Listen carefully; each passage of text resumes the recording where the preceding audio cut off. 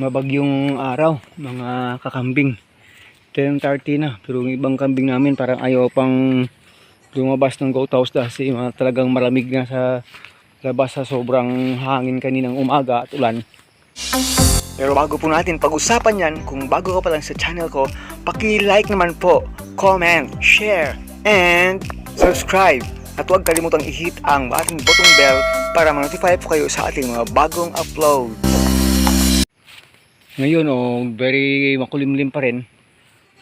Lumabas na lahat ng bagyo natin. Pati si Helen, kaso ito yung habagat, grabe talaga yung tama. 2 weeks na tayong ulan dito. Kakamustahin na po natin yung nanganak nating kambing kahapon. Second day na niya ngayon. Kasi maraming nangamatay mga kambing ngayon dahil sa sobrang lamig at ulan. Pinalabas ko na kayo kanina, hindi kayo lumabas. Ay, ito po, lumabas siya sa kanyang lungga. Ito na po yung ating kambing na nanganak kahapon. Maaga pang, hindi, matanghali na nga ito eh. Ito ay, ang ganda ng katawan niya. Ano po tayo nito dito, nangungulila. Pero kasi kahapon ng hapon, nalaman ko na alam niyang pumasok din sa loob ng kanyang lungga. Kasi habagat, yung hangin kasi ganito yung direksyon. Kaya dapat pag pumasok din sa ilalim, ang habagat na hangin hindi makatama sa kanyang katawan. So good morning itong pugi-pugi nating baby kambing. Ano naman yan? Ano na naman yan? Huwag kayong kayong dalawa ha. Imbis na lumabas kumain ayan, very bad kayong F2 at F3 kayo. Buntis pa naman kayong dalawa. Ito na po siya. Kaya yung desisyon po natin ngayong umaga po ay pangalanan po natin siyang dahil sa Pogi. Napupugian po ako dito sa isang ito. Pangalan niya ngayon ay El Pogi. Ayan. How are you, El Pogi? How are you? Pasukin natin siya sa loob ng selda.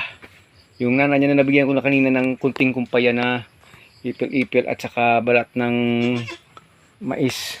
Pero konti lang, bibigyan natin siya mamaya ulit ng kumpay na damo. So ayan po, puspusan yung kanyang didi. Malakas sa didian itong si El Pogi. Second day niya ngayon. Mga 27 hours na siya. 28 hours. Napaka crucial po kasi ng first 3 days sa isang batang kambing. So kung malampasan niyo yung first 3 days, medyo okay. At saka next yan ay first 2 weeks. At saka next yan ay first 1 month. Para ma-ensure siyang okay. We will see kung mag-i-injection tayo ng sa kanya ng tawag doon. Pang third day na injection sa kanya. Titingnan natin. Kasi mayroon tayo yan doon. Nakita natin gumanda na yung kanyang dumi. Ito po, puro gatas pa yan eh. Pero bilog po siya. Hindi po siya mabasa. Bilog na bilog po siya. So okay. Para po siyang masarap kainin. Para po siyang tawag doon cheese ring. Cheese snacks. Yan po. Napakaamo niya. At saka napakataba niya. At saka napakaganda ng kanyang balahibo talaga Kung talaga mga kamimi, napaka-tawag, napaka-fine at shiny kahit na siya parang medyo chocolate brown. At saka napaka-kisig na tingnan, kaya bagay sa kanya El Pogi kasi napupugian ako talaga dito sa isang ito. Ito yung first na nanganak dito na Doro lines na upgraded na dahil yung nanay niya ay medyo upgraded din ito. Pero yung tatay niya ay F3 na bowang. Malaking kambing yon. Kaya ito lumabas. Talagang hindi ganoon kahaba yung tenga. Pero laylay lahat. Anong yung term maganda? Yun yung. Baka may mga negative thinking kayo dyan. Yung kanyang tenga talaga napakalambot talaga. Ewan ko lang kung tatayo pa yan gaya ng nanay niya. Yung tenga niya, pero nakikita po natin sobra siyang malusog, sobra siyang maliksi. Yung nanay niya ay napainom natin kabago-bago lang ng tubig na may dextrose powder. Kasi dahil sa stress, at least naibsan yung kanyang stress. At mga ibang kambing natin ngayong araw kasi nagtatai na sa sobrang ulan. More than 2 weeks na nga yung ulan. Hindi may iwasan talaga. At yung iba namatay na. Kay Sir Agri, kay Ma'am Che, pati kay Tatay. So sayang. So dapat mamaya ay magre-recharge tayo sa kanila, yung lalong-lalo na po yung mga nagtatae. Pag gumanda yung yung time deworming kung kailangan, check natin yung recording natin doon. O di kaya ay papakain na lang natin sa kanya yung mga dahon talaga na dry. Lalo na po dahon ng saging, dahon ng star apple, langka, mga ganun po sa mga nagtatae nating kambing. Ganun talaga. So yan po, update po ito sa kanya. Yung nanay niya ay napakasaya. Kasi nailabas niya ng madali lang siguro yung anak niya, kasi nang dumating tayo ng umaga kahapon dito ay lumabas na yan, dry na yung likod. Nalabas na yung placenta after mga 2 minutes na nagtayo siya. Kaya ayan, yung anak niya, dahil nag-iisa yung anak, grabe yung gatas ng nanay niya. Ito yung kagandahan sa isa ito na kambing ko mga kameme, kasi pag ito nabuntis at saka nanganak, dahil pangalawang panganak dito sa akin, ay nagandahan talaga ako sa kanya kung paano siya mag-alaga ng baby. Marami talagang gatas niya, kahit siya ay native ay malakas po talaga ito yung gatas niya. Kahit siya ay native, kaya ito yung nagandahan ko sa kanya. Pag yung kambing natin nanganak, hindi maganda yung bigay ng gatas sa mga anak kahit na nakasurvive. Huwag niyong patagalin kasi ang hirap pag yung kambing na inahin ay kulang po sa gatas. Kasi mostly ang mga native kambing ay kulang talaga sa gatas yan. Lalong-lalo po hindi natin na tawag doon ready yung katawan, na condition yung katawan bago magbuntis. Iba po talaga yung dating. Kaya pasalamat ako sa isang ito kasi napaka talaga nito. Ewan ko lang kung kita dyan. Kasi pag ito nabuntis, pag nanganak, grabe kalaki yung niya, yung dede niya. Kaya enough na enough, more than enough yung gatas para sa kanyang baby. Ito talaga isa sa pinagmamalaki kong kambing na si Maha. Kahit na native siya, napakaamo, napakabait, napakamaalaga sa anak. So yun po, sana po ay by the grace of the Lord, ito ay makakatawid.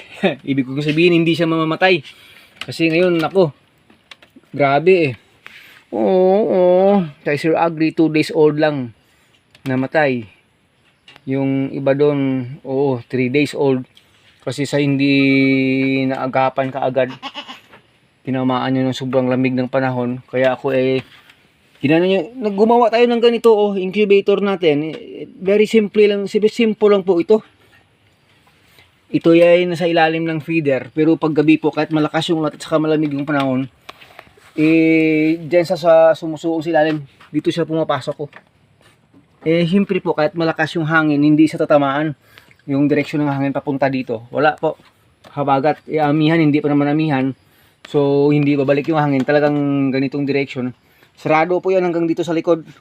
So, safe po siya dyan. At saka, makukontain niya yung heat ng kanyang katawan. At least, hindi siya mapuruan sa ginaw sa gabi. Kasi, siya, enclosed po siya ng karton. Kahit nabukas dito sa harap, walang problema. Hindi naman bumabalik yung hangin. So, yan po. At saka sa sahig, walang hangin sa ilalim na papasok sa kanya. Nilalagyan po natin yan ng lumang basahan dyan na dry. Kaya ngayong umaga, malakas po siya. Yan po. Kung sana tawag doon, nakalabas na sana si Haring Araw, yun, walang problema sana. Pero hindi 2 linggo, more than na. Puro makulimlim, puro ulan tayo araw-araw. Ewan ko lang kung kumusta na yung lakatan natin doon. Baka napaano na yun. So ito muna yung inaatupag natin kasi ito tawag doon, bagong panganak Yung isa ko pa doon, malapit na rin mga anak within this week siguro or next week. Kay tatay, meron din dong 2 mga anak within this week or next week. So yun yung pinaghahandaan natin mga ka-agri. Kasi pag ganitong time talaga napakahirap tawag doon, mag-maintain ng health ng mga kambing. Talagang ayaw ng kambing kasi yung malamig na panahon at palaging ulan. Yun talaga yung ayaw nila. Pero pasalamat tayo dito kay El Pogi. Ang pogi talaga ng katawan eh. Oh, tingnan nyo naman ang ikli ng kanyang hair. Pero grabe oh. Oh yan. Taba na. Naku, may laman na talaga yung katawan. Hindi po siya patpatin or payat. Talagang mataba na po siya. Ito yung nagandaan ko sa kanya. Pag ito ay hindi nagkasakit, at lalong-lalo na po dire-diretso ang paglaki nitong ni El Pogi. Naku, napakapoging bakling po ito. Someday, napakaamo niya po. Yan po yung naku, cute talaga ni El Pogi. Ang ganda ng kanyang white sa noo. Ano yan, parang drawing muntik lang maging letter J Ayan po. Yan, didi lang ng didi yan. Mamaya didi na naman yan. Kaya tingnan nyo naman katawan, parang biik eh. Kahit na kambing.